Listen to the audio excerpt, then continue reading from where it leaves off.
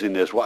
I couldn't understand what their objection was. They said it would divide the Native groups, the veterans, and from my understanding, there's nobody objects to what we're asking to do.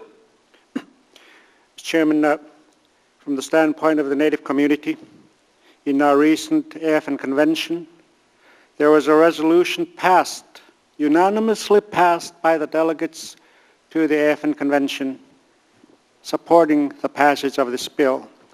There is no opposition from the Alaska Native community insofar as this bill is concerned. And you said there was only 10 of the 750 applicants have been accepted? Mr. Chairman, 741 veterans applied for Native allotments. To date, only 10 have been certified. Yeah.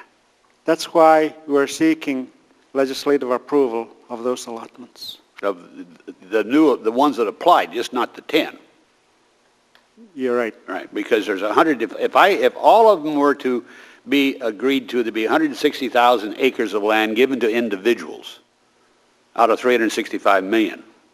And I agree, Mr. Chairman, with Nelson. These are veterans who were in Vietnam and didn't have the opportunity to file for an allotment prior to the closure of the Allotment Act, which passed in 1906, and they closed it down, I believe, in 1998.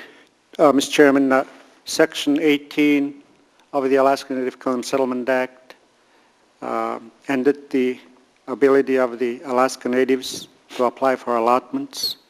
That's why, but as you stated, a great majority of many of our veterans were overseas defending this nation, and were not given the opportunity to apply for those allotments. All right, Mr. Chairman, if I may, this is a bill we passed once in '98, and we thought we were doing the right thing. And again, as I said in my opening statement, the biggest opponents to anything we do for the Alaskan Natives is the government itself, which is supposed to be part of their trust responsibility.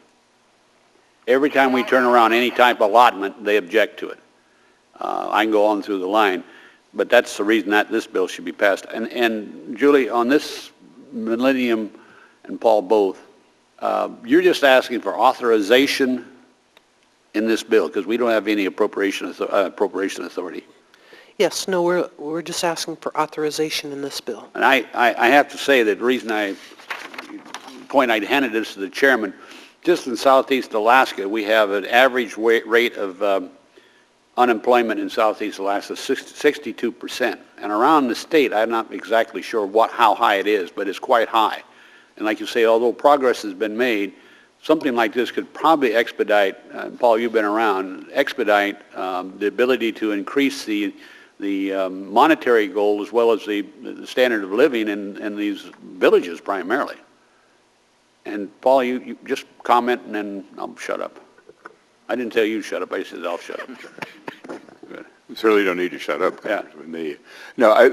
These programs are really built on lessons of 50 years of foreign aid, what's worked and what hasn't worked. And one of the most important things that works is ownership by the beneficiaries. And this is really to demonstrate how you translate that domestically, where the potential beneficiaries decide what the priorities are, they set the goals, how they're going to be measured, and then take ownership of the actual implementation. So you're building capacity, and you're really having a long-term sustainable effect on poverty reduction and sustainable growth. So you're going to have the kind of impact you talked about in the target areas here.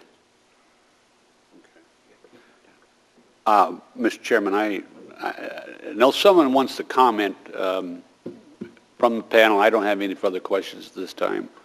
Anybody, Julie? Mr.